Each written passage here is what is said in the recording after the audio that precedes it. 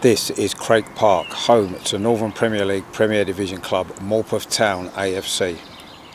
Hello, my name is Richard and welcome to another episode of Grassroots Football Journeys, where we look at the history and home grounds of another local grassroots football club.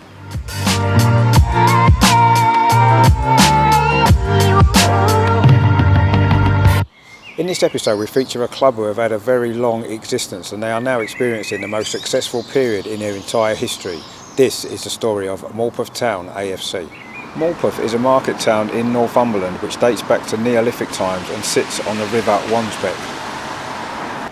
Rumour has it was named after a series of murders that occurred on the road to Scotland, Murder Path, and Morpeth now has a population of over 14,000 people.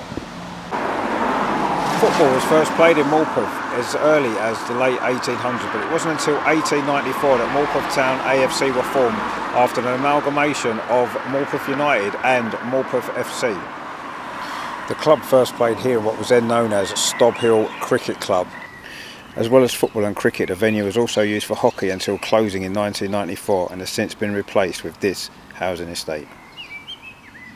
In 1954, Morpeth moved here to Storey Park, which had only just been built.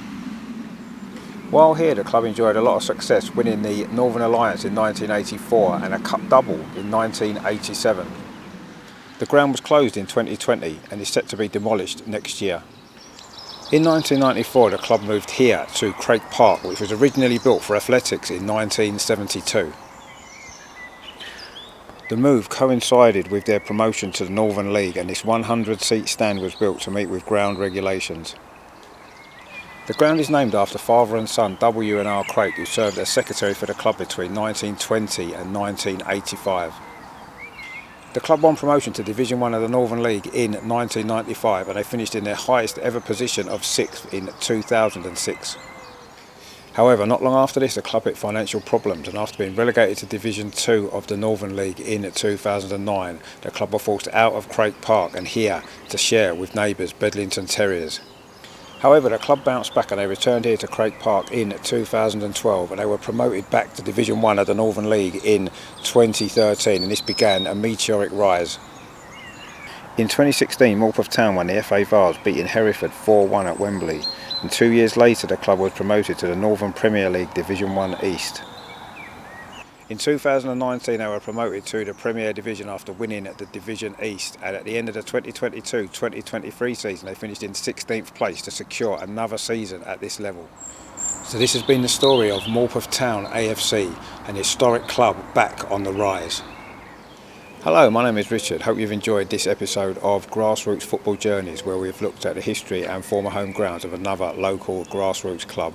If you have enjoyed this episode, please give it a like and don't forget to subscribe to the channel, and we'll be back very soon with another episode of Grassroots Football Journeys, where we'll be looking again at the history and home grounds of another local grassroots football club. Join me for that one very soon.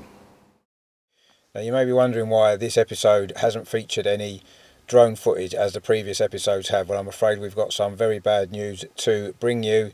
During the filming of this episode of Grassroots Football Journeys, the drone crashed into a tree. My fault, I got distracted by a car that came into the car park I was filming from, and unfortunately the drone's got lost in the tree and it's gone possibly forever. Unfortunately there will be no further drone footage on the next coming episodes of Grassroots Football Journeys. We'll still bring you the footage, we'll still cover the clubs, but we'll do it in the way that we've done in this video. I do apologise for no drone footage for this episode and in future episodes. Hopefully one day we may be able to afford to get another drone, but in the meantime we'll make do with what we've got. I hope you've enjoyed this episode anyway, and we'll be back very soon with the next episode of Grassroots Football Journeys. See you soon guys, take it easy.